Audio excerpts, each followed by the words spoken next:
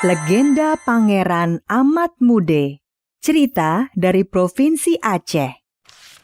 Pada zaman dahulu, tersebutlah sebuah wilayah yang bernama Negeri Alas. Negeri Alas masuk ke dalam wilayah Provinsi Nangro Aceh Darussalam. Negeri Alas dipimpin oleh seorang raja yang sangat arif dan bijaksana. Rakyat hidup makmur berkecukupan. Sang raja bertindak adil bukan hanya kepada manusia, tetapi juga kepada hewan, tumbuh-tumbuhan, serta berbagai jenis makhluk halus. Hanya saja, sang raja dan permaisuri belum dikaruniai keturunan. Hal tersebut membuat raja dan permaisuri bersedih. Namun mereka tidak berhenti berdoa kepada Yang Maha Kuasa agar segera diberi keturunan. Beberapa bulan kemudian, doa mereka dikabulkan. Permaisuri akhirnya mengandung. Akhirnya, raja dan permaisuri berbahagia karena mendapatkan seorang anak laki-laki.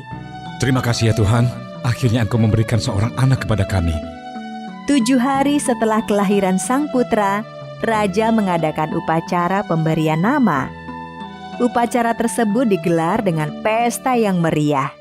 Tidak hanya rakyat yang diundang, para raja hewan turut serta diundang. Wah, senangnya aku diundang ke acara ini. Makanannya banyak dan lezat.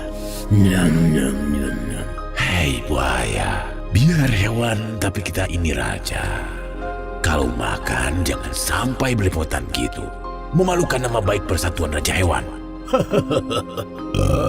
Setelah acara makan selesai, raja berkata sambil mengumumkan nama yang dipilih untuk putranya. Para hadirin sekalian, terima kasih telah berkenan datang ke acara pemberian nama untuk putra saya yang sekaligus menjadi putra mahkota.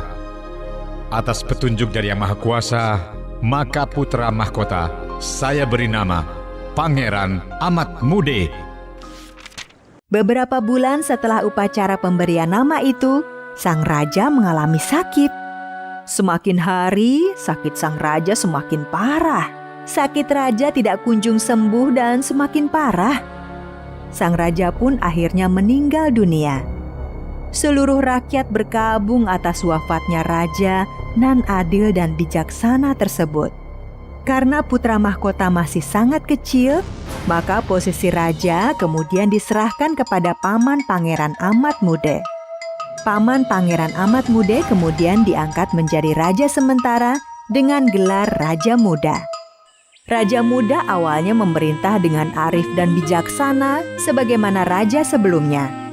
Sayangnya, kekuasaan yang berlebihan membuatnya lupa diri. Dia mulai bersikap sewenang-wenang kepada rakyatnya. Hingga suatu hari, Raja Muda merasa khawatir kekuasaannya akan diambil alih oleh pewaris yang sah.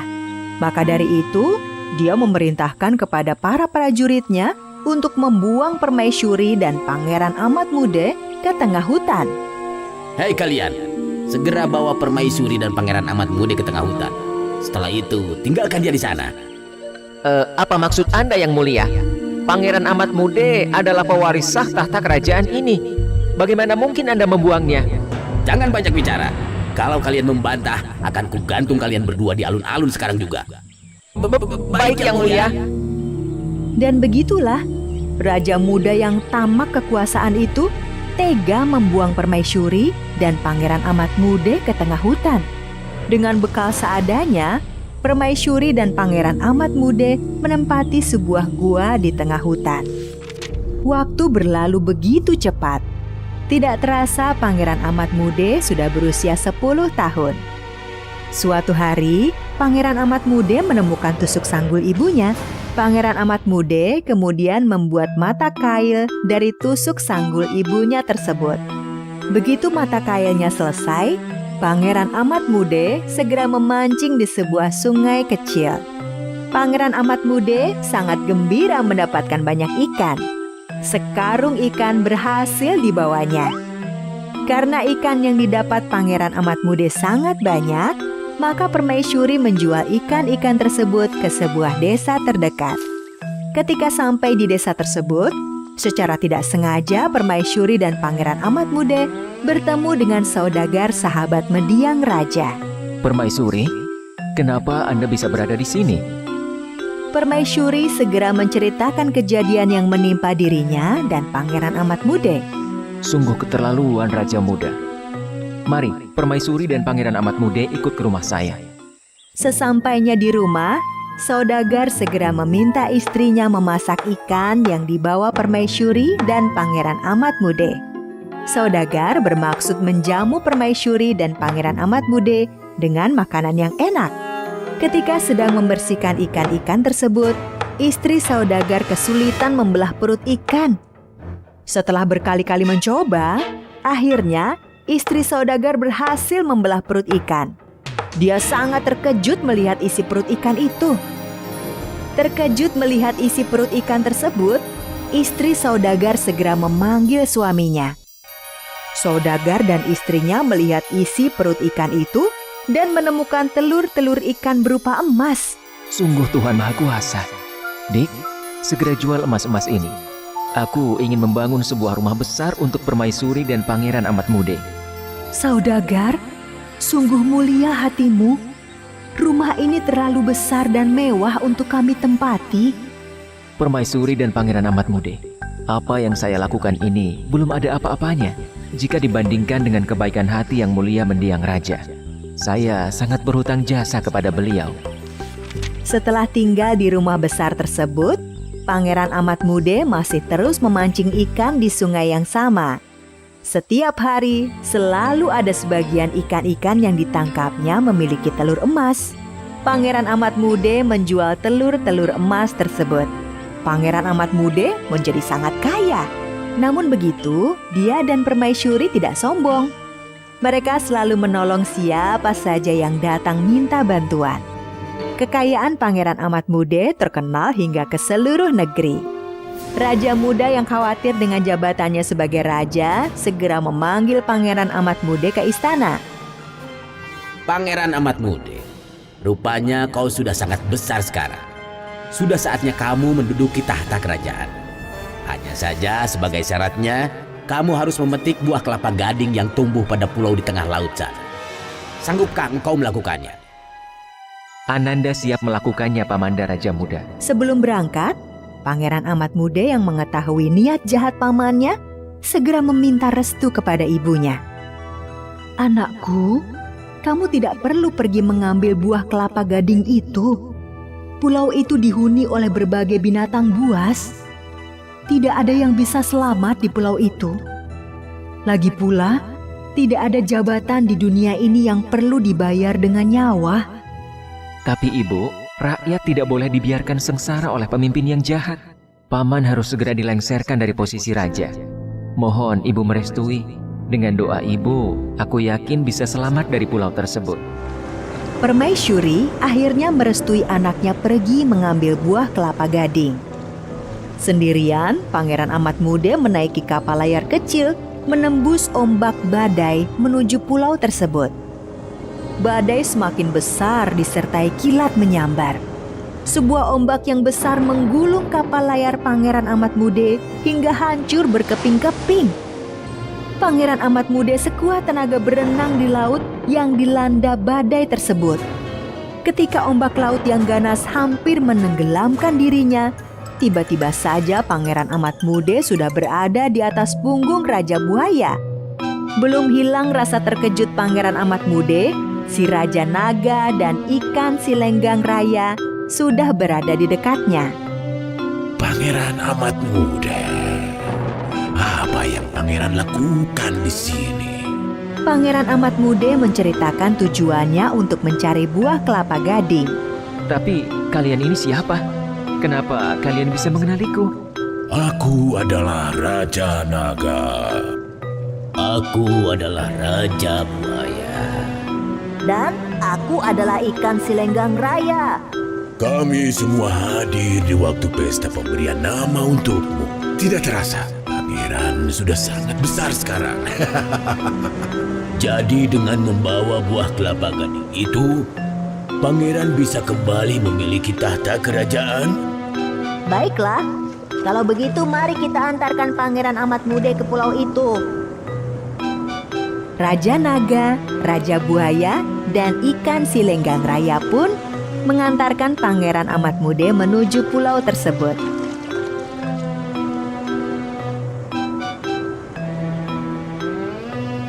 Terima kasih Raja Buaya, Raja Naga, dan ikan Silenggang Raya. Berkat pertolongan kalian, aku bisa sampai ke pulau ini. Jangan sungkan, Pangeran. Kami semua adalah sahabat mendiang ayahmu. Jadi sudah seharusnya kami menolongmu.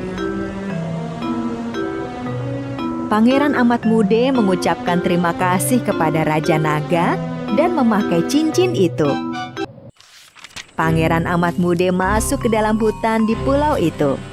Sekian lama menjelajahi pulau, buah kelapa gading yang dicari tidak kunjung ditemukan.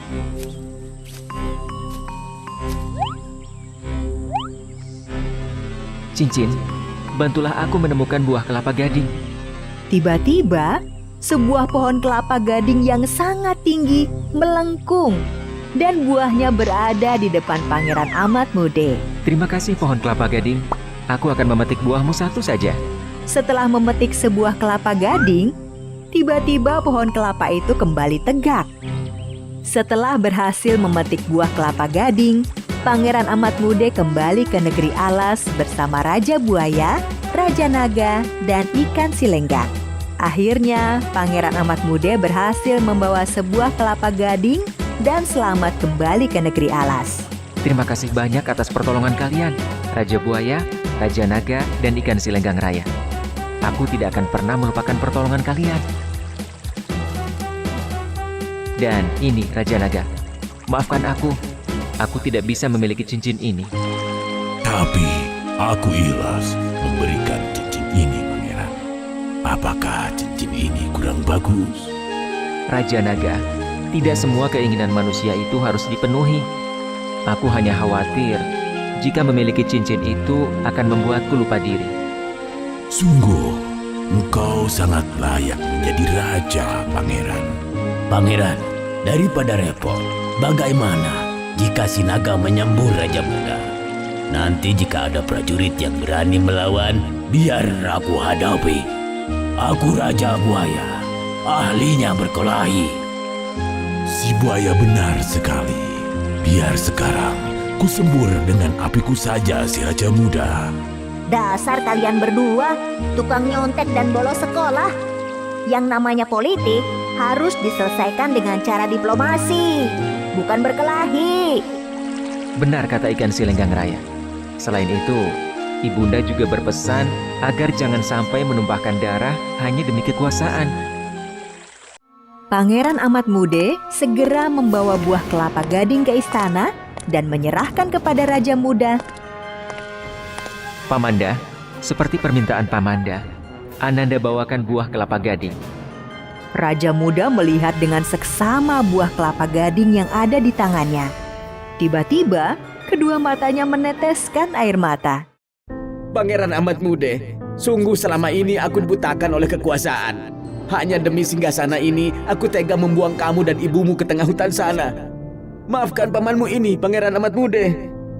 Setelah menyadari kesalahannya, Raja Muda mengembalikan tahta kerajaan kepada Pangeran Amat Muda.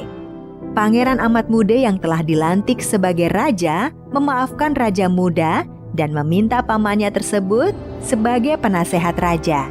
Raja Muda yang merasa bersalah dan malu menolak permintaan Pangeran Amat Muda. Raja Muda memilih mengasingkan diri di pelosok negeri yang jauh dari istana.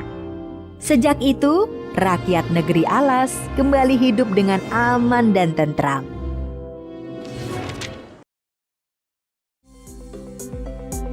Halo teman-teman, subscribe di tombol merah di bawah ini ya.